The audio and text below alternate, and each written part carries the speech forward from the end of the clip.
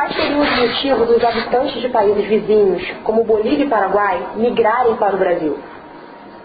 Provavelmente os mesmos que levam brasileiros a migrarem para a Europa, Estados Unidos, só que com a condição ainda pior. Porque o latino, principalmente o boliviano, que você perguntou, equatoriano, paraguaio, lá a situação é muito pior do que aqui no Brasil.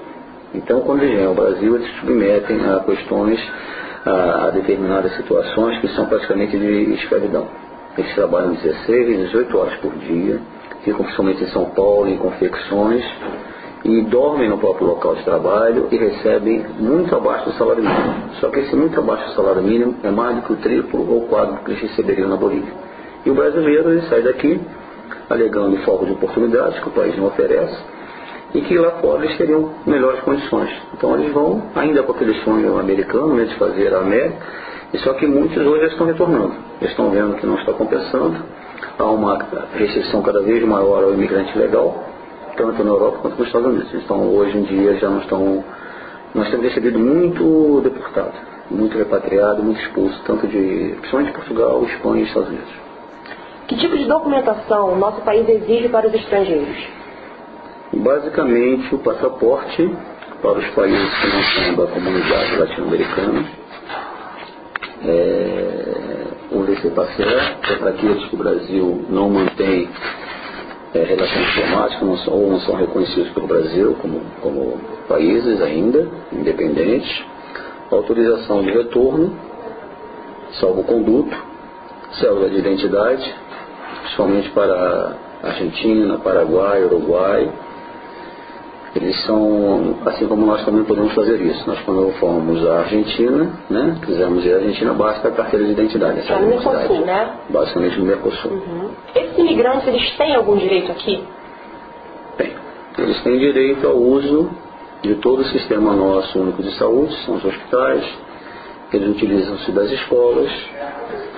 Agora, no rigor da lei, sendo descobertos como imigrante legal, não tendo filhos brasileiros, aí já teria uma outra situação, eles não poderiam ser deportados, teriam filhos brasileiros, eles sofreriam uma fiscalização da Polícia Federal e seriam obrigados a deixar o país em até 8 dias. Receberiam uma notificação e deixaria o país em 8 dias. Pagariam uma multa pela estada irregular. Ótimo.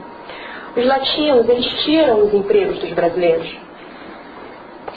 Olha, parece que na mesma medida que o brasileiro também tira o emprego de americanos, né, europeus, mas com uma condição, conforme eu disse logo no início. Essa condição que eles vêm para cá é até inferior à que o brasileiro vai para lá. O Brasil vai para lá, o brasileiro, ele vai para fazer aquele serviço que o americano, principalmente o europeu, não faz.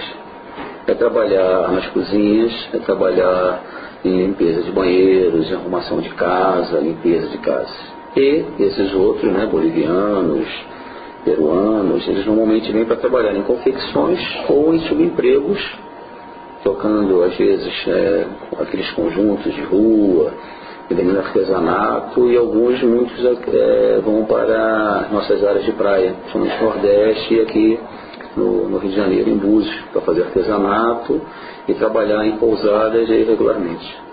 Então vamos imaginar que chega aqui um chinês vindo de Paris. Ele não preenche os requisitos, ele não tem dinheiro, ele não tem meios nenhum de subsistência, não tem hotel, ele vai retornar a Paris. Então, se acontecer isso com o argentino, ele vai acontecer a mesma coisa. Se ele saiu de Buenos Aires, ele retorna a Buenos Aires. Ele é inadmitido no Brasil. Entendo. Países como Portugal e Argentina fecharam as portas para os latinos.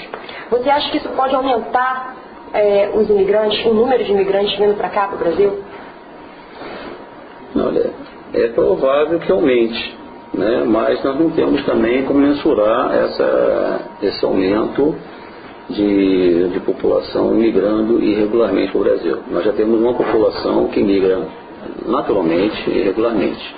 Agora, eu não tenho assim como mensurar. Acredito que sim, que possa aumentar de alguma forma, porque tem muito peruano, muito boliviano que tenta emigrar ilegalmente, principalmente para os Estados Unidos. E como não conseguem, eles acabam ficando por aqui. Se eles estiverem no país irregular, é considerado uma deportação. Então, por exemplo, ele está aqui no Brasil, ele preencheu os requisitos todos, entrou no Brasil, ele tinha um prazo para ficar aqui de 90 dias. Então ele pode prorrogar por mais 90, desde que ele não ultrapasse 180 dias por ano de estada no Brasil. Ele está aqui há 200 dias. Então ele é notificado, tá? Isso então chama-se uma deportação. Inadmissão é quando ele simplesmente nem entra na nossa área. E tem, né, a deportação seria a saída, como está na própria legislação, é a saída compulsória. Né? Ele é obrigado a deixar o país. E muitas vezes nós fazemos pagando para que ele saia do país. Né? E outras vezes ele sai por vontade própria, ele excedeu o prazo, ele preenche a documentação, o auto de infração, paga e vai embora.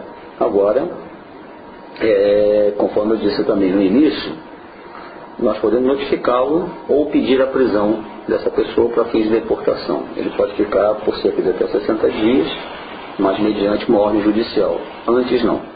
Antes da Constituição Federal, o próprio ministro da Justiça que não autorizava essa prisão. Então acabou, é só por via judicial, mas isso tem um custo muito grande para o Brasil e implica um problema mais grave ainda que o problema social, porque essas pessoas, né, a cadeia foi feita para bandido. E essas pessoas não são, elas são irregulares aqui no Brasil, né, não cometeram nenhum crime. Então manter pessoas dessas, né, essas pessoas presas, nós preferimos, né, fazer a deportação pela via normal, que não essa via judicial da prisão. É comum a tentativa de entrada no país de imigrantes portando pequenas ou grandes quantidades de drogas? Olha, entrada no país por via terrestre, isso é praticamente todo dia. No Rio de Janeiro, no Aeroporto Internacional do Galeão, a entrada é basicamente de drogas sintéticas, êxtase e o LSD. O LSD é muito difícil de ser constatado. E aquele raio-x, né, ele não detecta esse tipo de droga? O LSD não. O êxtase, porque você vê aquelas bolinhas, aquelas são comprimidos. Então isso é fácil de identificar. Agora o LSD não. O LSD são papéis, são pontinhos que vêm dentro de livros, vêm dentro de revistas. E é muito difícil você identificar. O raio-x não pega isso. O que pega, normalmente, são os trabalhos que nós fazemos junto com a nossa delegacia de repressão de entorpecentes, os cães.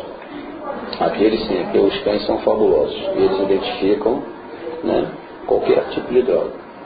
O que nós temos então entrando é droga sintética, saindo cocaína. Praticamente nós temos hoje, nós estamos em começo de junho, nós já temos quase 70 prisões aqui no shopping, no aeroporto, por tráfico de drogas saindo do Brasil, cocaína. Mas nós estamos para conseguir o scanner de corpo. Então, a hora que nós tivermos o scanner de corpo, a semelhança que já existe em Bangu, a pessoa passa pelo scanner, não vai ver nenhum constrangimento, porque quem está operando o equipamento não sabe quem está passando por ele, tá? Ela não vai ser identificada. E ali vai acusar se a pessoa está portando drogas, armas, qualquer coisa, sem qualquer contato manual. Então, talvez a partir de julho, a gente já tenha esse equipamento.